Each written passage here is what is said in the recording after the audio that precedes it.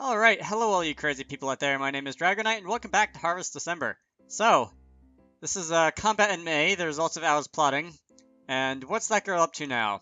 She returned to me half asleep, her eyelids drooping.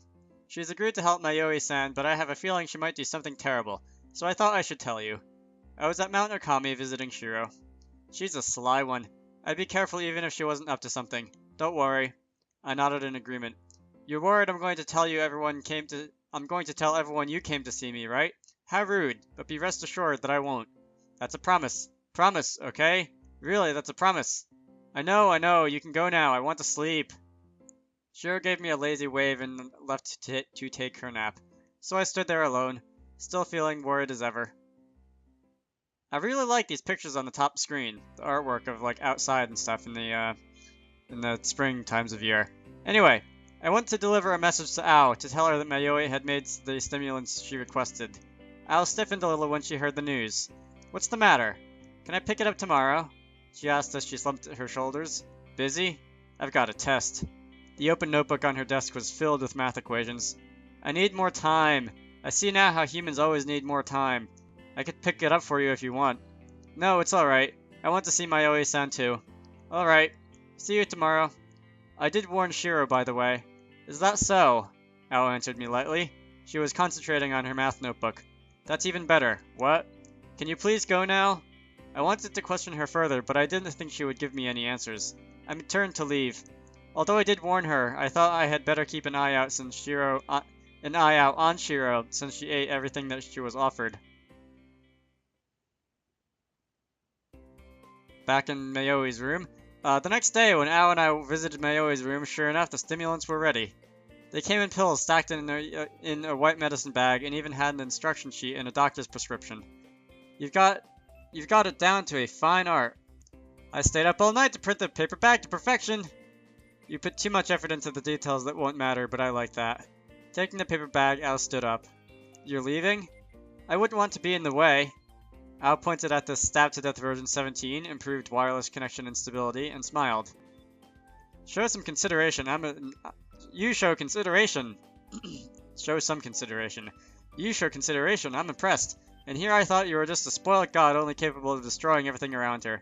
You take this male specimen home with you as a reward for your good behavior. I can? Of course not. That was all sorts of wrong. Well, next time then. See you tomorrow. Ao left quite abruptly. And she shut the door. After she shut the door, I heard the lock turn. I had become used to being locked in like that. Although Mayoi was improving, it seemed that the Toyama family was still wary of her epic size. What are we doing today? Now that we have a pretty stable rune for the capture stage, I thought we would work on the runes for nullification. How much do you know about that? Just what I read from some books. We laughed together since we had the same kind of conversation yesterday, each day. I enjoy your company, and I yours. We make a pretty good team. I nodded. After that. Today is not my day for reading, isn't it? And then, we started on the practical things. I was careful to encourage the process of making things, and not to remind her she didn't have a purpose any longer. Branching on the subject of polytheistic religions, some scriptures and divestitures are called absolute. A knock. And then, the sound of the door unlocking. You two still cooped up in here? I brought you some snacks. Mizuho walked in with a tray of coffee and biscuits. Kasumi-chan, why don't you come to the kitchen? Oni-chan's making pancakes. You are my god. Actually, you're the god. You may go, Kasumi. But don't forget to save my share. Understood.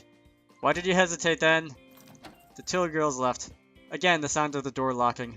I pulled out my right ear. It was difficult to predict when Mayoi would raise her voice in excitement. When she did, it did some damage to the ears of those around her. Let's take a break. I put the tray Mizuho had given us on the coffee table. Mayoi's coffee cup was designed like the ones you see in sushi places, covered in kanji characters of types of fish. I never knew they sold them in mug form instead of a basic Japanese teacup. Without handles. I wasn't sure I liked it. I took the plain coffee cup. Mayoi put heaps of sugar into hers. We resumed our conversation. Occasionally, we would sidetrack and talk about the different jobs she had taken in the past. Then, suddenly, amidst a heated conversation, she fell silent. Mayoi-san? She didn't reply, but instead swallowed the rest of her coffee in one gulp. Perhaps she had the stroke of genius. She was the sort that had to drop everything and take immediate action when that happened. There were parts of me that found her impulsive, but a part of me admired those qualities too. She slammed the mug down on the table so hard that the tray jumped and clattered on the surface. Then she lifted her face. Pie! She made a funny sort of sound similar to a boiling kettle. And then I suddenly realized this was the moment I had been dreading. Roar! My throat hurts from doing that one. She pounced on me. I fell backwards on the floor, hitting my head. My vision blurred as I held my breath from the pain. Pie! Those eyes. Steam was coming out of her ears now. Really? Maybe that was possible because she was a god. This is no time to think about that. I sobered up. Mayoi-san, I am so hot!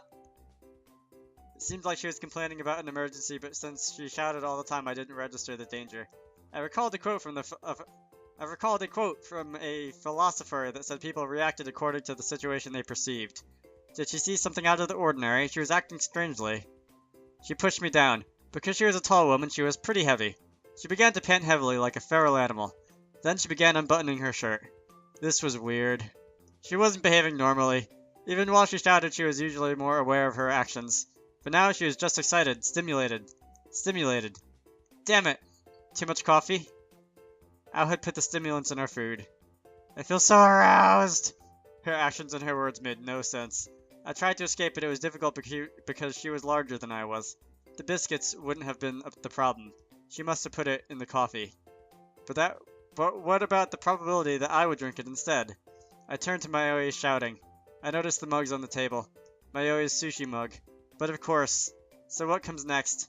I saw the door open slowly, and then I understood. Misaki!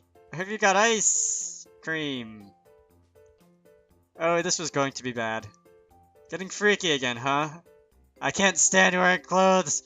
Oh, what are you doing here? Mayoi sobered up suddenly. Hey, Misaki, what are you doing on the floor? This is... well, Al tricked us. So? She smiled calmly, but her eyes were flashing gold. She didn't care about the reason behind the situation.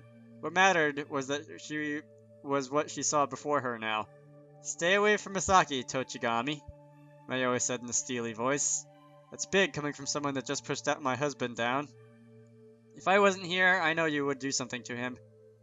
Mayoi grabbed the nearest object, the stabbed-to-death version 16 quickly. I won't let you take Masaki away. He's important as my lab assistant to me. And I won't let you steal him. He's important sexually to me. The patterns on Mayoi's weapon began to move around the surface. I felt power swell within her, concentrating on the dagger in her hand. I was beginning to catch up to reality when... Wait. A voice stopped them just in time, throwing the two off balance. They both looked at me. But I wasn't the one that yelled out. Things are looking really interesting here. Apparently really wasn't actually in that sentence, but who cares? Ao said as she rested by the door. It will soon get even better. Think again. It will get worse for you. They glared at each other, including Ao. Please, show some consideration and remember where you are. What caused this fight in the first place? Ao, you... Shut up. She kicked the door like... She kicked me like a soccer ball. Then, she sighed theatrically before the two angered gods, like the murderer in a detective movie pretending to be a good guy. Mayoi-san, you don't want to mess up this house, do you? They've put you up here, so you owe them. Mayoi hesitated. Ao had a good point. And you there, hag. You know it is not a good idea to start a fight when your opponent has more weapons than you do. Also, Misaki would get harmed at such close proximity. That was true too. If I didn't have a clear escape route with the two standing before me.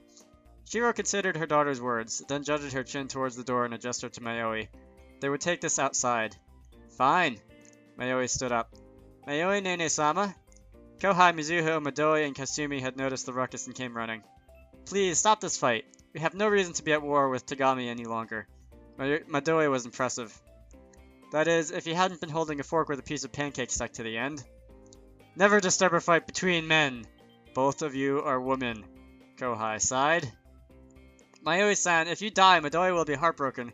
After 100 years, you've finally been reunited, and you're going to risk your life? Huh? Nene-sama, are you going to leave Midori again? No, not really. Nene-sama, don't go! Please don't go! Don't cry, Midori! Midori began to cry. Mayoi began to shout. The siblings were so similar in so many ways. It took 10 minutes for the two to calm down. I didn't think a boy's tears would have much power over anybody, but you've proved me wrong, Midori. You could use that ability to get rich. Are we finishing this outside or not? Shiro said with a bored drawl. She was probably fed up, or didn't really care anymore. Here's what's happening now, Aoi said as she prodded me with her foot. You were both fighting over this guy. She's the one that started it. I didn't mean to do anything. And you both want to set things right. Yeah, but neither of you want to die. Heroes don't die, but yes. Aoi nodded, as if she understood everything. I felt a dread pulling in my stomach again. So this is what we'll do. Aoi snapped her fingers. Right. Mizuho swallowed the rest of the pancake she was chewing, stabbed Kohai in the head with a fork to get rid of it. We won't go into detail, which is where Kohai rolls around. That's an odd tangent to go off on. And rolled a trolley with a large box over. No, this can't be true. It was Mizuho that laced the coffee. She was in it too. Keep quiet and we won't hurt you, she said as she smothered my face with a handkerchief. At once I smelled something chemical. I passed out. Some friends you guys are. Anyway, the joy of men, the joy of gods. I hope you all enjoyed that, because I'm going to end this off here. My name is Dragonite, and I will see you all later.